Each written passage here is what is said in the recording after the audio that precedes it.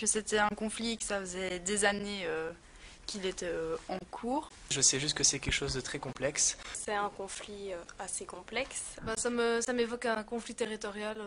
Je sais que ça concerne deux pays qui sont en conflit. On sait qu'il y a un conflit, une guerre de religion, d'idéologie. Apparemment, je crois, un partage des terres qui n'arrivent pas à se faire. Apparemment, dans le livre saint des Juifs, il serait noté que leur terre sainte serait Israël. L'Israël et la Palestine, elles se battent pour une terre. Ce sont les Juifs qui n'avaient pas de territoire et qui auraient aimé en avoir un. Je crois que c'est les Juifs qui sont venus s'approprier la Palestine. Le gouvernement israélien essaie de s'approprier la terre des Palestiniens. Donc ce serait plutôt une guerre de territoire et de culte. C'est un conflit qui vient de la décision de l'ONU après la guerre de trouver un territoire au peuple juif. Les Juifs n'avaient aucun endroit où aller, donc on les a installés justement sur le territoire arabe. Depuis, les Israéliens ont la main mise vraiment sur la Palestine. Et ça m'évoque aussi un mur.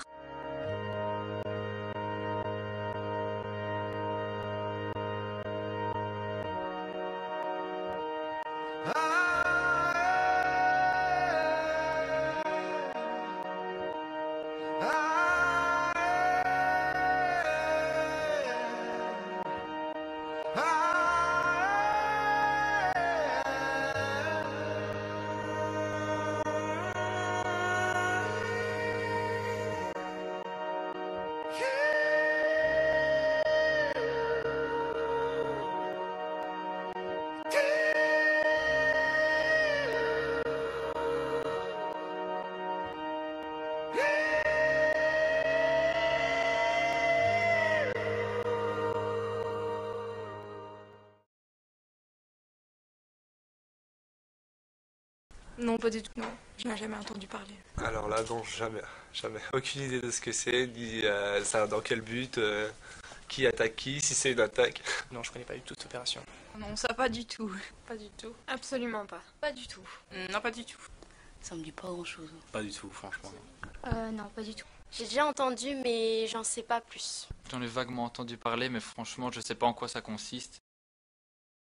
Tous les jours, le journal télévisé sur la RTBF. Les journaux. Dans la Gazette, quoi.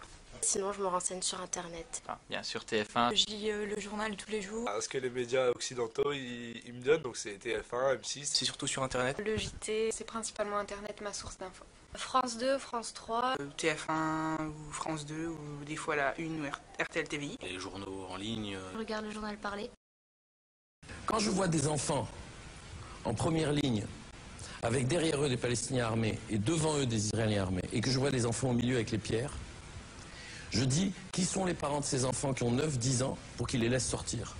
يشوف حالتنا يشوف أولادنا كيف مرتمين في الصفوف قاعدين على البلاط لا في فراش ولا أكل ولا مي ولا كهرباء.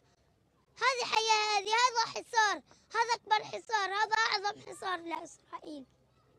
Le blocus n'est pas, si vous voulez, une torture infligée par un gouvernement sadique à une population innocente.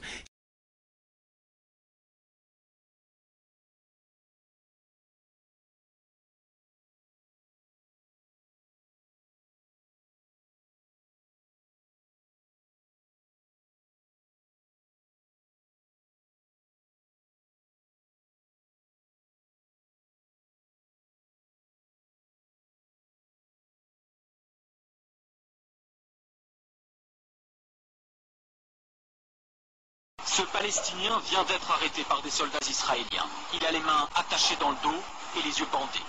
Il est embarqué dans ce fourgon tenu par un officier de haut rang, un lieutenant-colonel. Alors le soldat israélien, à gauche de l'image, posément, vise la jambe du Palestinien et... Both of my parents were in the Warsaw Ghetto Uprising. And it's precisely and exactly because of the lessons my parents taught me and my two siblings that I will not be silent when Israel commits its crimes against the Palestinians. Ça parle de la création d'un État qui est cher à mon cœur. Je m'excuse, mais je vais pleurer. Je suis ridicule. Parce qu'il y a tellement de choses difficiles qui se passent en ce moment. Any longer to be intimidated or browbeaten by the tears. If you had any heart in you, you would be crying for the Palestinians, not for what's inside. À lui retrousser ses manches, qu'ils ont créé des systèmes qui sont les kibbutz, qui sont des systèmes les plus purs qui soient. Quand elle est chez elle, cette famille palestinienne est protégée par des barreaux. Mais quand elle veut sortir, c'est pratiquement impossible, c'est ça qui l'attend. Des enfants qui jettent des pierres ou qui tentent d'éblouir la caméra. Et leur mère qui lance des bordées d'insultes. Juste pour rendre les Palestiniens fous de rage. Israël ne reviendra pas aux frontières indéfendables de 1967. Israël est isolé sur la scène internationale, Israël est isolé dans l'opinion internationale. Durant l'opération Plomb durci, l'armée israélienne a fait plus pour sauvegarder les droits des civils dans les zones de combat que n'importe quelle autre armée dans toute l'histoire des guerres. דוקטור אבו לייש הוא רופא מתל השומר. אבו לייש, אני נמצא כרגע באולפן, והוא כל הזמן חשש שמשפחתו עלולה להיפגע. On parle d'une énorme offensive en quelques minutes. Ce sont près de 200 terroristes du Hamas qui ont été tués. C'est important. Et je dois dire qu'ici, l'élément de surprise a bien joué. מי נפגע, אבו לייש? Quand Israël bombardait Gaza, c'était en réponse à une pluie de roquettes qui tombait sur la ville de Sderot et sur le sud d'Israël. Rien à voir.